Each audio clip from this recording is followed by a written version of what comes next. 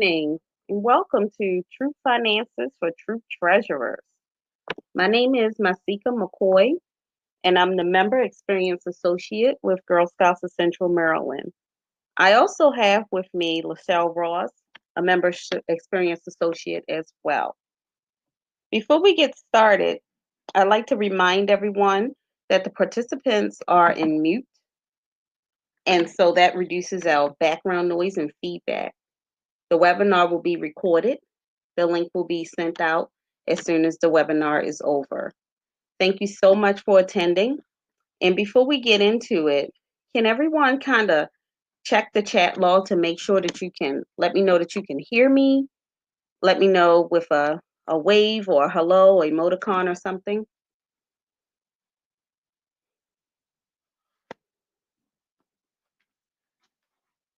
Excellent. Thank you so much for that.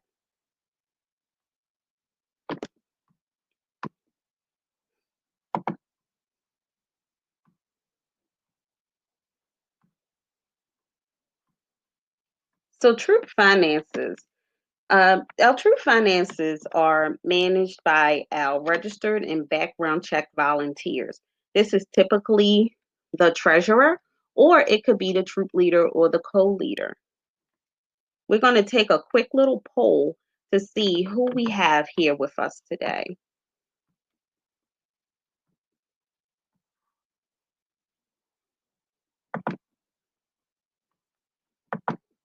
Okay, so the poll should be up now. If you can take a moment to participate.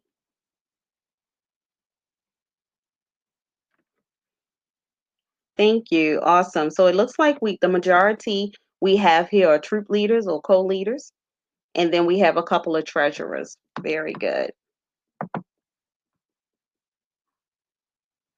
So the treasurer's role, and even if you are the troop leader acting as treasurer, is to track and manage the troop's finances. And at the end of the year, you'll complete the end of year report.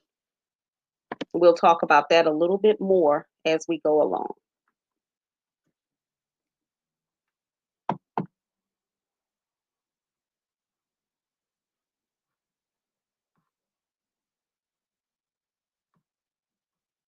So by now, your troop should have a bank account set up.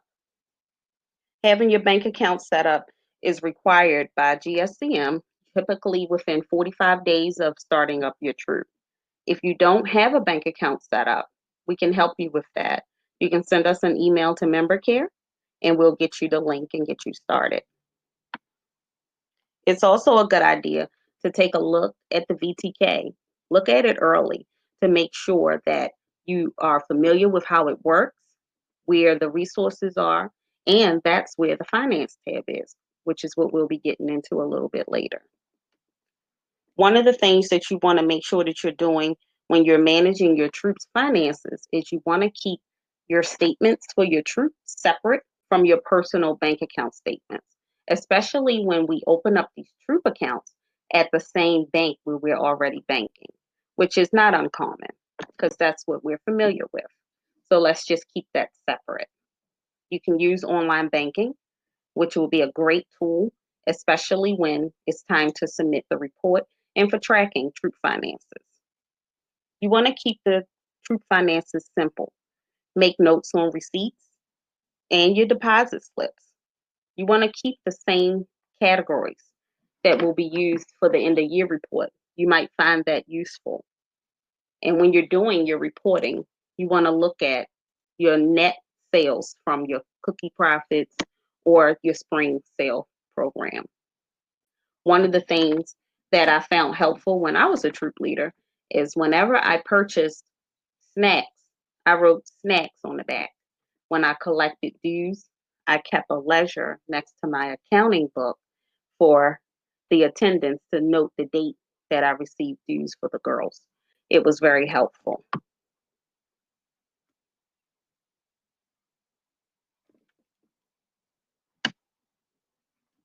I want to take another poll to see where everyone is with troop financing.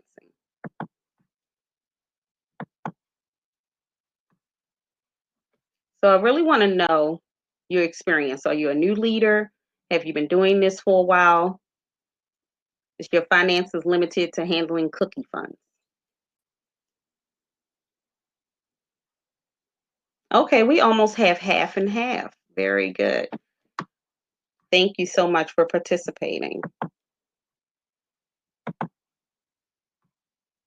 So, we talked a little bit about accountability for troop funds, that it is with the leader or the treasurer. But where does this troop money come from?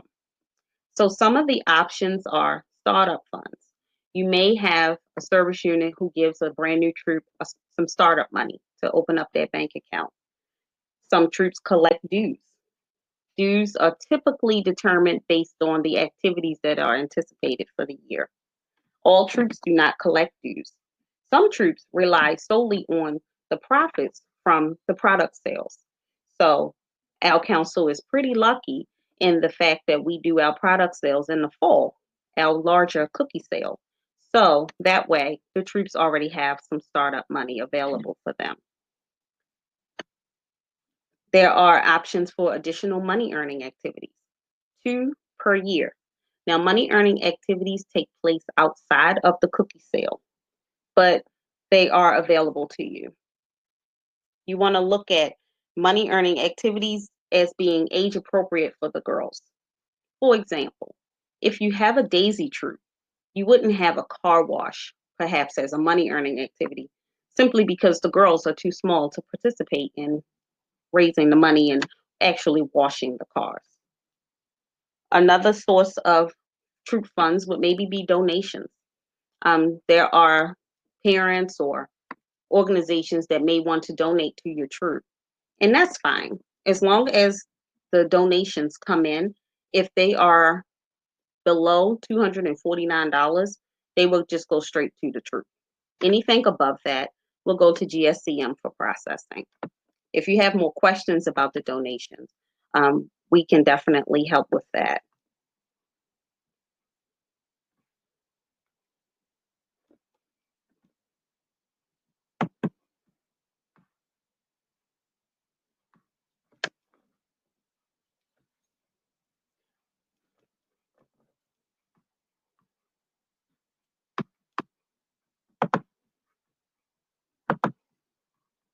Thank you for your patience. I thought I missed the slide.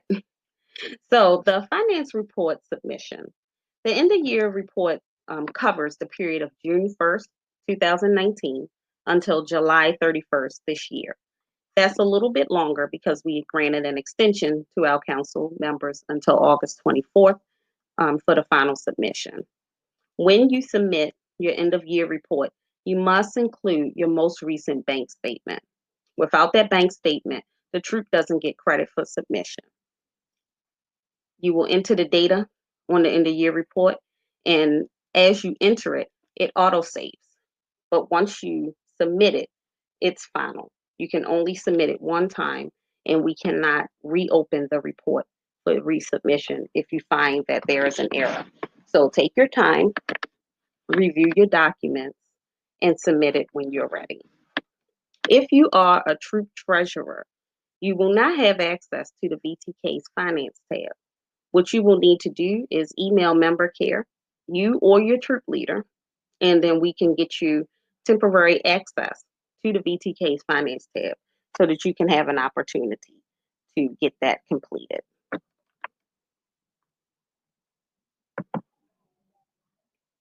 I want to take an opportunity to get a little bit more information.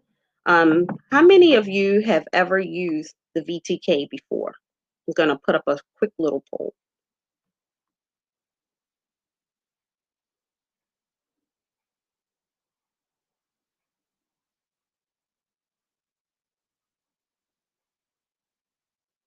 Okay, excellent. Looks like most of us have used the VTK before.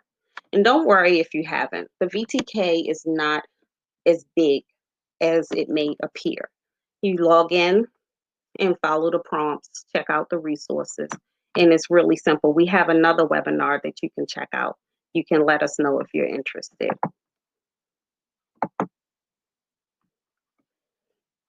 So, we talked about startup money.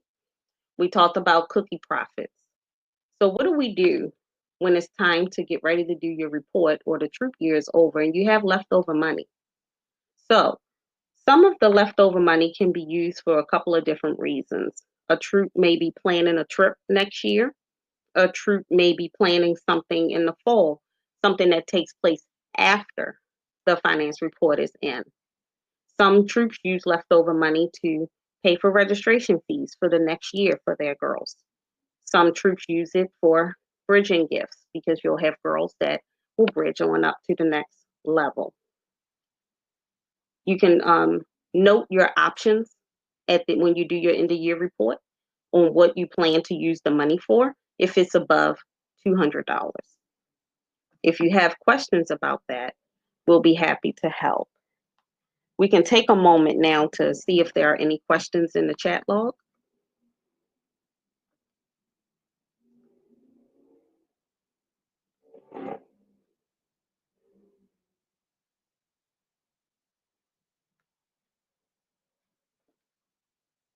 Okay.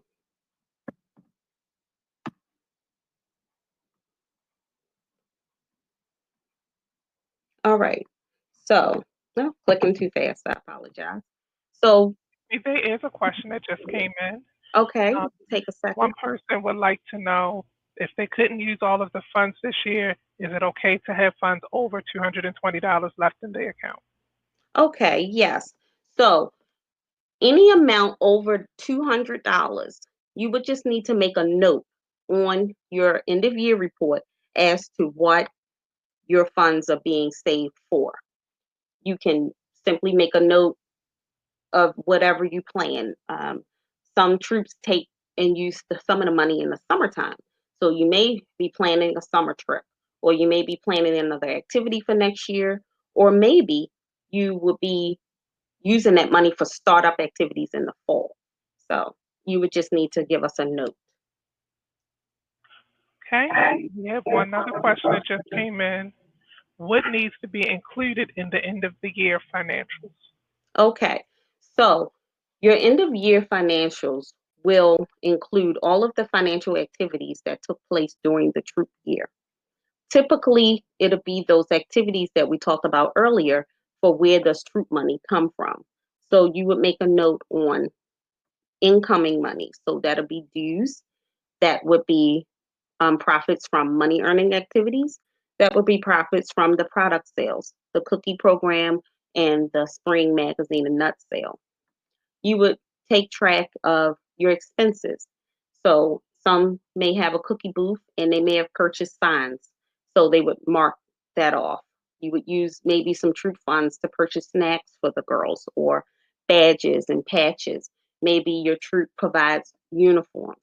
You would just note the incomes and the outcomes of the money, your incomes and your expenses. And it should be categories there on the end of year report that fit your situations. As we go through what the finance tab looks like, you'll be able to see some of those categories. Are there any other questions? Another question, do you have to include donations on the report?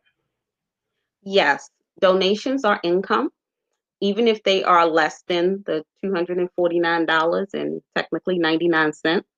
You would still include them and you would just put that it is a donation.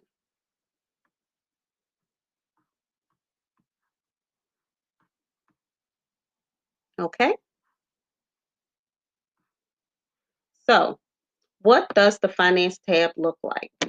So when you have an opportunity to log in to the VTK, if you haven't done this before, you would start on gscm.org's website. Select the My GS tab. And when your drop down menu comes, you would select Volunteer Toolkit. If you have not logged into the Volunteer Toolkit before, you can get assistance from Member Care to get access if you don't know your username and password. When the Finance tab is live, and you'll see it here on this slide, you'll see that you'll be able to go through and enter data in the end of year report. As you scroll through the end of year report, you'll come to the income section. Here is where we talked about a couple of ways that monies are received for the troop. So you see dues, your net profits from cookies, cash at cookie booths, payments for trips and travel, membership fees, and so on. You'll see that spot for donation as well. At the bottom, you'll see an opportunity to make a note for income. Now, that's optional. Typically, you may make a note if the income has come from a source that's not listed here. But most of those sources are typical of where troop funds come from.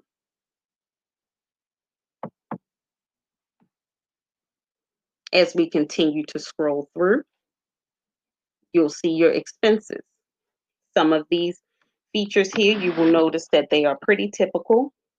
You spend money on supplies. Maybe you purchased awards. So we're thinking about the bronze, silver, or gold award for the girls. If you are a troop that provides uniforms, you needed to purchase supplies for a camping trip and so on. And then, of course, at the end, there is an opportunity for a note. Excuse me, we have two more questions. All right. Um, the first question is, what is cash at the cookie booth versus donation? Cash at the cookie booth is the same as a donation, but it's the donations that you receive at the cookie booth. So when you are receiving a donation outside of cookie season, that could be maybe a parent wanted to donate $100 to the troop.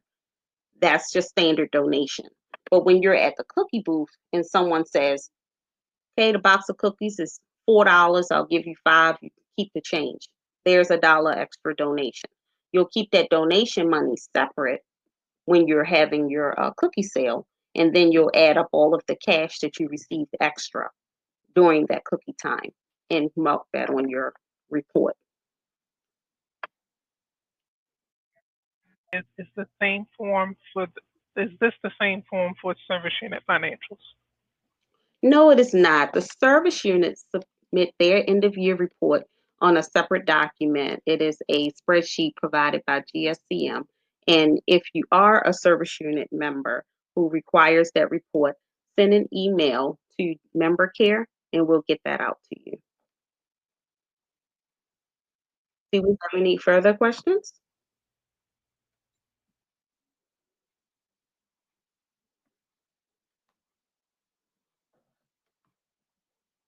Okay. As we continue to scroll through, I apologize, I'm clicking too fast. As we continue to scroll through, you'll see that you'll come to the financial summary. So what is happening as you enter your individual categories, the system is calculating this data for you. The starting balance is the balance from when you carried over money from last year's end of year report, or if you are a new troop, you would enter that starting balance yourself. That would be perhaps the money that you entered into the bank account when you opened up the bank account. So some banks require a $25 startup fee. So perhaps your starting balance is $25. And again, you have another opportunity to add a note to the Troop Financial Summary.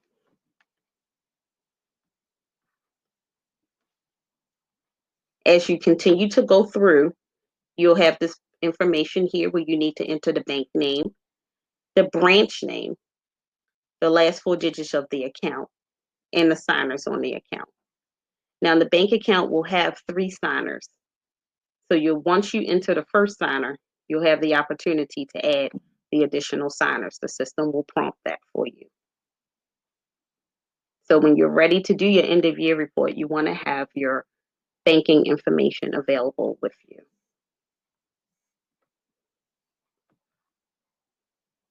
There are a few questions that will be asked, the troop status required questions, and then you'll enter in your troop service unit number. You'll see here where it says service unit name and number. Some councils have names for their service units. Our council has the 3-digit numbers. You can simply enter the 3-digit number in both spaces. And then you will continue through and answer the questions as requested. We'll take another pause to see if we have questions. Yes, there's a we only have 2 signers on our account, not 3. Okay. So the requirement for GSCM is to have 3 unrelated background check and registered signers on each bank account. If you do not have another volunteer who is willing to be a part of your Troop bank account with you, then I would suggest that you reach out to your service unit manager to see if they have a suggestion for you. Sometimes we can look at the parents in our troop. Perhaps one of the parents is willing to do the background check and be a third signer for you.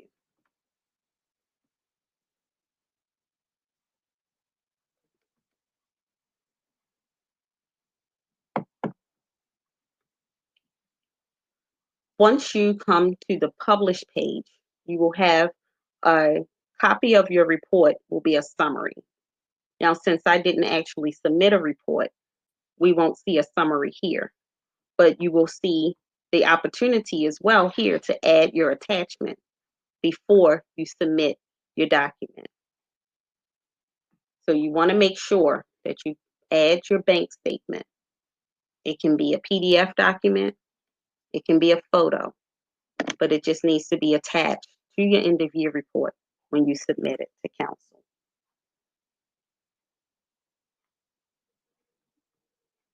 Do we have any additional questions?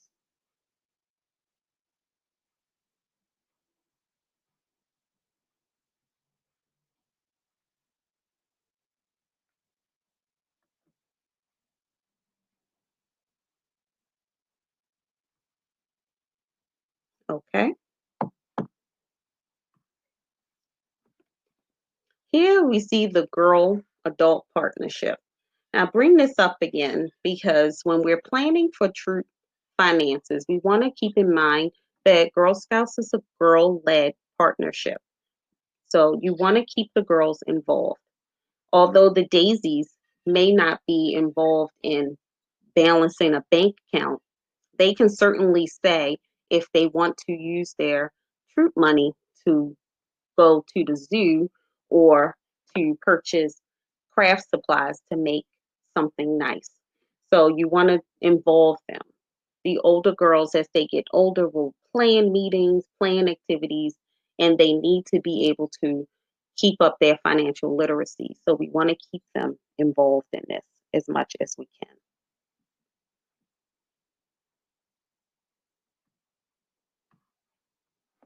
Listed here are resources that are available for you to go back to and look at as you are completing your end of year report or as you're just completing your self training throughout your volunteer position here with Girl Scouts. You would look at the volunteer essentials. We have a document managing finances for troops. The Girl Scouts Essential Maryland policy document. The link on our webpage for troop financing and banking. That's where you'll actually find the bank letter request form. Of course, member care at gscm.org. You can always email member care. We're currently in the middle of spring renewal, so we've listed the link for spring renewal qualifications and incentives. You can take a look at those. The Vine has been a wonderful publication that comes out every month. You can find up-to-date information there as well. We've talked about the volunteer toolkit and where to find it. There are other volunteer resources on the Girl Scouts page that you can take a look at. And of course, the safety activity checkpoints. You want to look at the safety activity checkpoints whenever you plan activities for the girls. I will include the actual hot links with the follow-up email after the presentation tonight. Do we have any additional questions?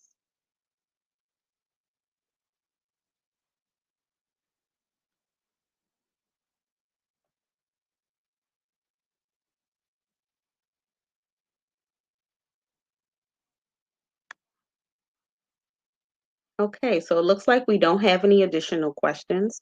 I'd like to thank you so much for joining us this evening and for volunteering with Girl Scouts. We really appreciate you, and we couldn't do this without you. Have a wonderful evening.